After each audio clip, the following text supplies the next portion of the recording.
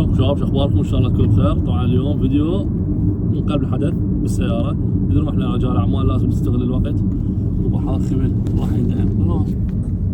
لا حرامات بالمطار كان معلق بالمطار. المهم عند هذا السائق مالتي انا. فصفقتي اليوم كان عندنا الصفقه الاولى خاسره والصفقه الثانيه رابحه. الرابحه عوضت الخساره وعوضت 0.7%. فشنو كل باختصار شو صار عندنا احنا مثل ما قلنا سابقا من خير النخبه انه شنو صار عندنا اخي السيوله. خلينا نروح على الساعه البدايه.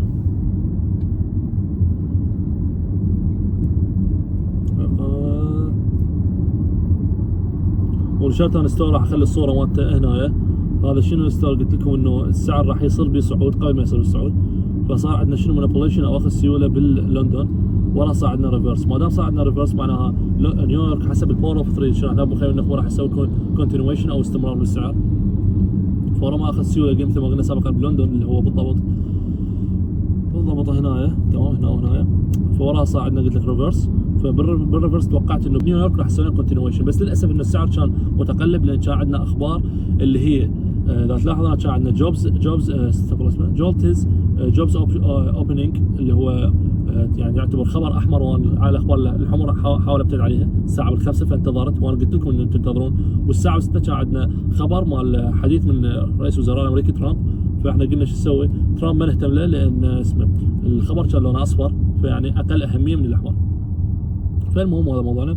ورا ما صار عندنا مانيبيوليشن الثاني اللي هو بالضبط هنا بالاسف والله رجع لمنطقه اسمه الفير فالي قام على 5 دقائق اللي هي هنا العفو اوردر بلوك العفو اللي هي هاي بالضبط تمام.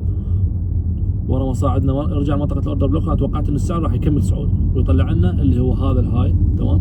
طلع لنا هذا الهاي بس للاسف انا ما خرجت من عنده لان قلت مستحيل راح يطلع، وخصوصا انه كان التارجت مالتي عن شغلي كواحد الى 0.4. هذا شيء مو منطقي يعني شيء من مناسبني نهائيا. فعرفت الصفقه الاولى قلت اذا وصل للتارجت الاول خير وعلى خير اخرج فول تي بي، اذا ما وصل ما اخرج نهائيا. وللاسف ارتد ورجع. ورا ما ارتد انا ايش قلت لكم انه صراحه وصلت سقف الخساره مالتي، وهذا شيء غلط نوعا ما سويته انا. بس انا كنت ادري كل الزين السعر وين يروح واعرف ان السعر راح يكمل صعود تمام. فسويت دخلت مخاطره مره الاخ، وانا يعني عندي استعداد حمل كامل المخاطره. فدخلت مره الاخ. ورا ما صار عندنا شنو بالضبط دقيقه واحده هنا.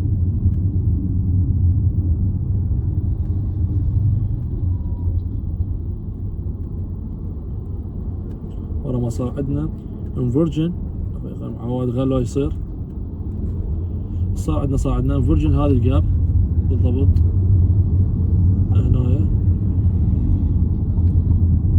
تمام. ورا ما صار عندنا الفيرجن صار عندنا ريتريس وايضا بريك اوف ستراكشر. فمباشره دخلت مخاطره اقل. فورا ما وصل السعر للتي بي 1 اللي هو الهاي الداتا هاي اللي صارت بالصعود مال الصفقه الاولى تمام. ايش قلت؟ خرجت انا بنص الصفقه ورجعت الستوب لوز مالتي وين البريك ايفن. فخرجت ب1.5% او 1.6 العفو بالمية. ورا ما خرجت هناك رجعت الستوب لوز مالتي وين البريك ايفن.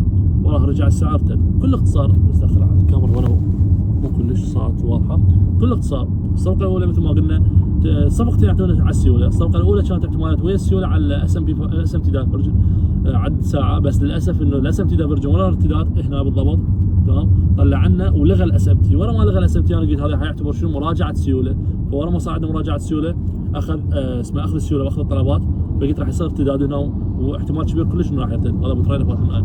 فالمهم انه وراها صار عندنا صعود. اخذنا التارجت الاول او تي بي 1. ورا التي بي 1 مباشره يعني رجع السعر ارتد البريك ايفن. هذا عادي كلش طبيعي، جزء يعني الخساره جزء من اللعبه. بس انه كل اختصار نسدد الصفقه بنص ربح وعادي عوضنا الخساره كلش طبيعي. وبس هذا الفيديو مال اليوم. كل التوفيق لك وللكل وتحيه طيبه لكم من